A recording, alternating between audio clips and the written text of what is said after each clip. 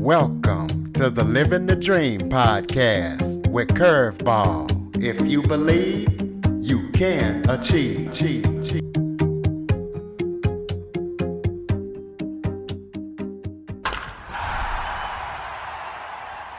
Hello and welcome to another episode of Living the Dream with Curveball.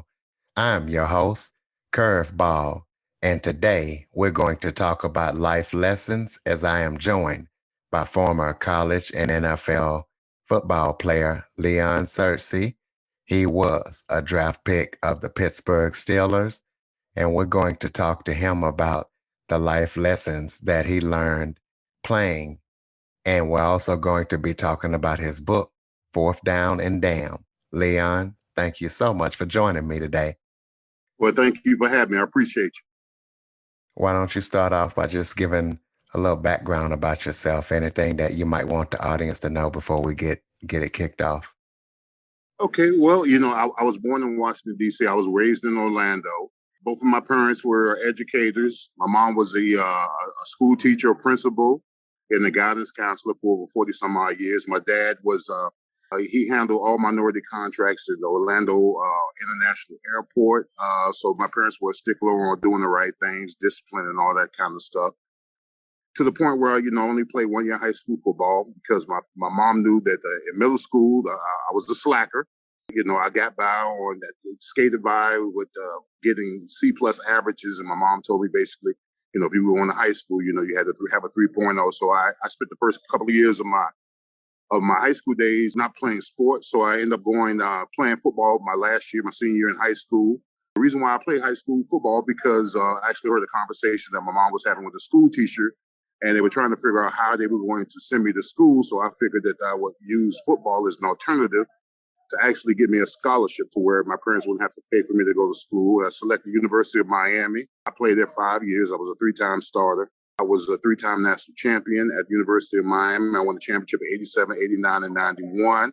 Ended my career at Miami as a first team All-American and first round pick with the Pittsburgh Steelers. I was drafted in 1992 by the Pittsburgh Steelers. Played in the Super Bowl 30 against the Dallas Cowboys where we lost the game. And I'm still rehabbing from that right now. I became a free agent, signed with the Jacksonville Jaguars, and ended my career with the Miami Dolphins. So I played 11 years in the NFL. I'm a University of Miami Hall of Famer, and I'm one of the top 25 Jaguars of all time. I've coached at the collegiate level at FIU. I've been in sports talk radio for the last 10 years now, and now I'm in Jacksonville. I have my own radio show called Lunch with Leon from 12 to 3 o'clock Monday through Friday at 1010 XL, 92.5 FM, which is the flagship station of the Jacksonville Jaguars. Well, tell us what inspired you to write the book, Fourth Down and Down. Well, when I wrote the book Fourth Down and Down, it was probably one of the darkest moments of my life. I was actually in a motel room with no family, no friends, no money. And I had to keep myself occupied. They say idle time is the devil's. I forgot how's it go? Idle hands is the devil's time, or however it goes. It was something like that. So mine is the devil's workshop. There you go. So I was in a motel room, and I knew that I was going to be there for a while, and I had to keep myself preoccupied. And so what I used to do is I would get up and get my workout in, walk my dogs, get me some food, I smoke a couple of cigars, and then I would just start working on my book. I had no idea that the book was ever going to be published, but it was therapeutic for me to just get a lot of stuff off my chest pertaining to my life, the ups, the downs, the highs and lows. So I'm not a writer. I mean, Mike's the writer. So all I would do is I would take my tape recorder and I would just record stories. I recorded stories from me growing up, in D.C., in Orlando, in high school, my days in Miami, my times in the NFL. And I wrote notes. I kept notes of what I wanted to elaborate on while I was doing the book. And when I finished it, I ended up hiring a ghostwriter to help me kind of put all my ideas in perspective.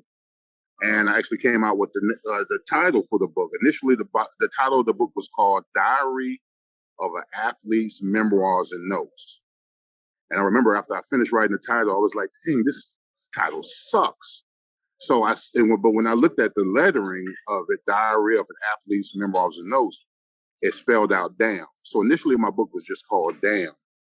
And then a couple of years, maybe 4 or 5 years back, I said that, I'm going to add the football aspect to it. So I added fourth down in front of it. So that's what came about, fourth down and damn alignment story. But my book has been like a 10-year project. And, quite honestly, if it wasn't for WSA, Charlie, and Mike, this book would have never been published. So they had a great deal to do with, the final input of the book coming to fruition. So, in all your time of playing college and professional football, what are some of the best and worst life lessons you feel like you have learned during that time? Well, I think some of the life lessons are, and I mentor to a lot of young athletes, and I just tell them that you got to play. You got to save. First and foremost, you got to save your money. You got to save your money like the next game is going to be your last game, and you got to understand the mentality of a football player. A football player, we're programmed to think that we're bulletproof, which means that nothing can happen to us on the field or off the field. That carried over to my lifestyle. I live in a elaborate lifestyle. I spent a lot of money. I made a lot of bad decisions. I helped a lot of people. And my lesson to them is just my book is not only something therapeutic for myself, but it's also a precautionary tale to a lot of the up and coming athletes that go into the NFL to, make sure that you handle your business. You got to treat yourself like a corporation. And unfortunately, a lot of these players, they come across a lot of sharks in the water because there's your agent, there's your financial advisor, there's your accountant, there's those people that want you to invest in this, invest in that, and whatever. And it's a lot of tentacles on you.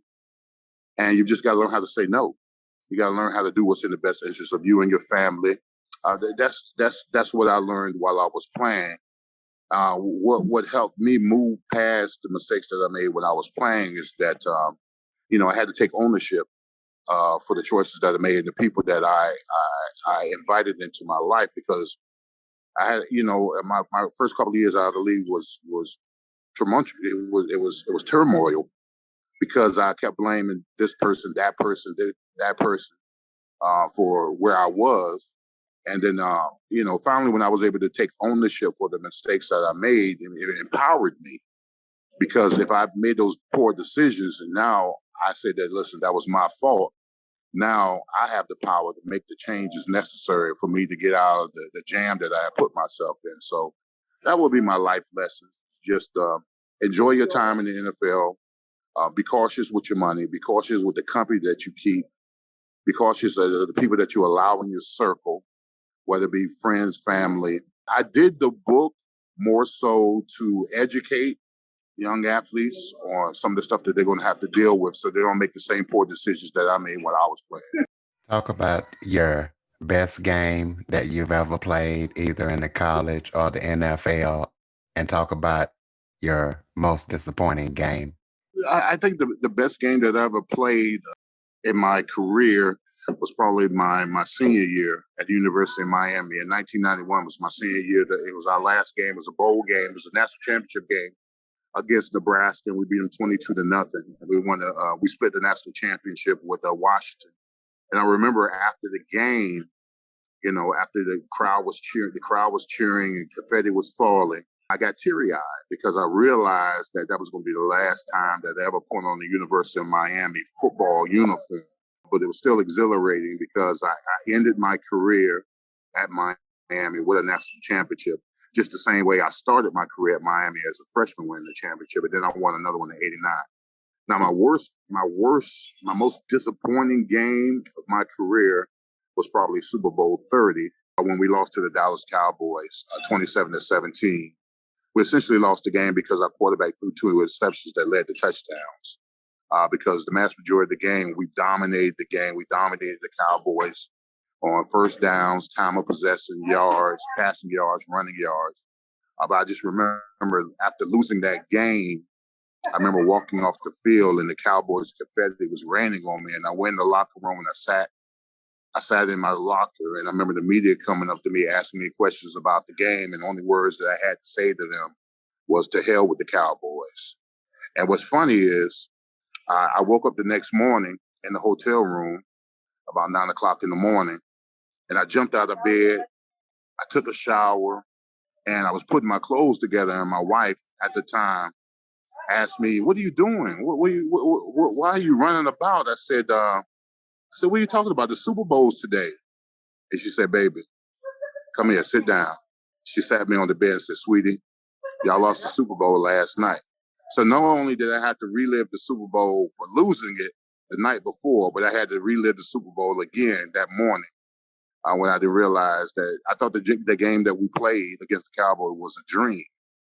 And that my wife had to remind me that we had lost the Super Bowl that night. So I had to deal with that, not on one occasion, but on two occasions. And by the way, Wow. I got a little drunk. I got a little drunk that night too, so that may help. Oh, I definitely understand that. Now, tell the audience how we can listen to your radio show. Tell us what it's about. I know you talked about the station, but is it online and how can we tune in? And Yeah, how did you start the radio station? yeah, the radio show, radio. You can actually download the app online. It's 1010XL 92.5 FM. It's the flagship station of the Jacksonville Jaguars. I'm on Monday through Friday from 12 to 3 o'clock. It's called Lunch with Leon. So you can actually download the app if you want to listen to it. And it's sports talk radio. We deal 80% of the time we deal with sports pertaining to the Jaguars. And then we talk a little college football and a little NBA as well. So how did you get into radio?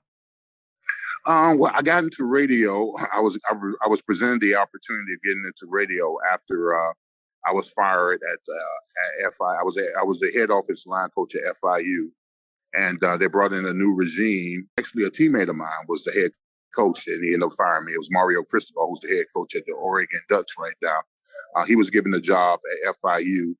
He just wanted to start anew, so he didn't want to keep in the staff that was on before. So once I lost the job there, I was floating around trying to figure out what to do, and I was invited to the sports talk radio show down in Miami, 560 QAM, and I did a great show with the guys for about an hour. You know, got paid a couple $100, and then they say, "Hey, listen, we'd like to have you on as a regular, once a week."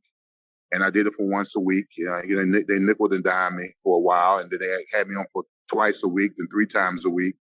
And then when I had a nice little flow to it, I just did it, on my spare time. But I enjoyed talking sports while I was there, and then that kind of gave me the gist of what I need, my future, which was in sports talk radio. And then after I did Miami for a while, I went back to Orlando to take care of my mom and dad who were sick at the time. And then a teammate of mine named Dave Waddell told me that I needed to come back to Jacksonville to establish myself. And I went back to Jacksonville, got a job at 1010XL. And I've been back here the last 3 years doing sports talk radio. So tell us about how we can purchase your book, how to connect with you, give out any social media information, and how your book can be purchased. My book can be purchased on leonsearcy.com, or you can go to amazon.com and type in Fourth Down the Dam, and it'll pop up. And my social media outlets, you can follow me on Facebook at Leon Searcy Jr. That's LeonSearcy Jr. Jr. You can follow me on Twitter at Searcy_Leon. And then you can follow me on Instagram at L Searcy Jr. All right. Do you have any final thoughts for the audience? Just, any tips, any upcoming players, or just life lessons in general? Any final? Well, go buy the book. It's an outstanding read. Me and Mike put a lot of time and effort into it. We've gotten nothing but rave reviews about the book. The book actually debuted as high as number 2 on Amazon Hot New Releases. The book is doing well. Mike and I are working on the process right now of working on doing the audio books, maybe towards the end of this month or the first of next April. We'll give you a sneak peek to where Mike is. He's got like 60% of the script written for a possible book. So we'll be shopping the book around, the script around for a possible movie or a Netflix series. Oh, that's great. And I read the book, and I tell you, I absolutely love it. Leon, I want to thank you so much for joining me today and giving my listeners some of your time. Hey, I appreciate you, Curtis. Anytime you need me on, just let me know. I'll be available.